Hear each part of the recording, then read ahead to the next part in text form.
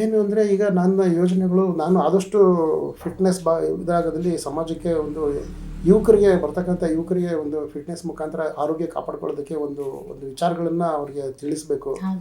ಒಂದು ಯಾಕಂದರೆ ಮನುಷ್ಯರು ಈಗ ಎಲ್ಲರೂ ಏನೇ ಆದರೂ ಕೂಡ ಅಲ್ಟಿಮೇಟಾಗಿ ಹಣ ಒಂದೇ ಬೇಕಾಗುತ್ತೆ, ದುಡ್ಡು ಒಂದಿದ್ರೂ ಎಲ್ಲದನ್ನು ಮಾಡ್ಬೋದು.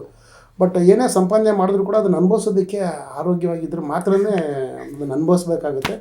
ಹಂಗಾಗಿ ನಾನು ನಮ್ಮ ಯುವಕರಿಗೆ ಒಂದು ಆರೋಗ್ಯ ಕಾಪಾಡೋದಕ್ಕೆ ನನ್ನ ಕೈಲಾದಷ್ಟು ನನ್ನಲ್ಲಿರ್ತಕ್ಕಂಥ ಕೆಲವೊಂದು ವಿಷಯಗಳನ್ನು ತಿಳಿಸಿ ಆದಷ್ಟು ಯುವಕರಿಗೆ ಅವ್ರಿಗೆ ನಮ್ಮ ದೇಶದ ಆಸ್ತಿಗಳೇನು ಎಜುಕೇಷನ್ ಮಾಡ್ತಿದ್ದಾರೋ ಹೆಚ್ಚಾಗಿ ಅವರಲ್ಲಿ ಒಂದು ಎಜುಕೇಷನ್ ಮಾಡೋ ಮುಖಾಂತರ ಅವರು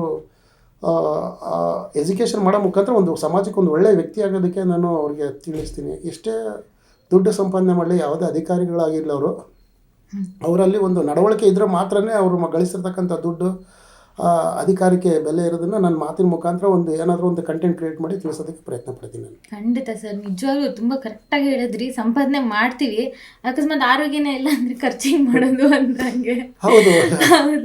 ಈಗ ಏನಾಗುತ್ತೆ, ಭಾಳ ಜನಗಳು ಈಗ ಒಂದೊಮ್ಮೆ ಎಲ್ಲರೂ ಏನೇನೋ ಯಾವ ಫುಡ್ ತಿಂತಾರೆ, ಏನೇನೋ ಮಾಡ್ತಾರೆ.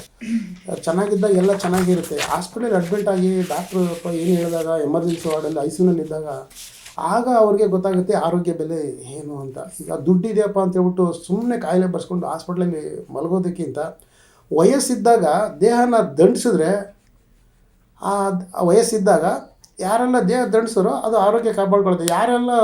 ವಯಸ್ಸಿದ್ದಾಗ ಯಾರೆಲ್ಲ ದೇಹನ ಯುವಕರು ದಂಡಿಸಲ್ವೋ ವಯಸ್ಸಾದಮೇಲೆ ಆ ದೇಹ ಅವ್ರನ್ನ ದಂಡಿಸುತ್ತೆ. ಹಂಗಾಗಿ ನಾವೇನು ಯಾರಿಗೂ ಹೋಗಿ ಕಠಿಣ ಕ್ರಮ ಏನದು ಜಿಮ್ಮು ಕಷ್ಟಪಟ್ಟು ಜಿಮ್ ಮಾಡಿ ಅಂತ ಹೇಳಲ್ಲ ಯಾರಿಗೂ. ಒಂದು ಒಳ್ಳೆ ರೀತಿಯಲ್ಲಿ ಅವರೊಂದು ಸರಳ ಒಂದು ವ್ಯಾಯಾಮ, ಸರಳ ಜೀವನ, ಒಂದು ಆರೋಗ್ಯ ಕಾಪಾಡ್ಕೊಳ್ಳೋದಕ್ಕೆ ನನ್ನದೇ ಆದಂಥ ಒಂದು ಇದನ್ನ ಹೇಳ್ತೀನಿ ಮೇಡಮ್.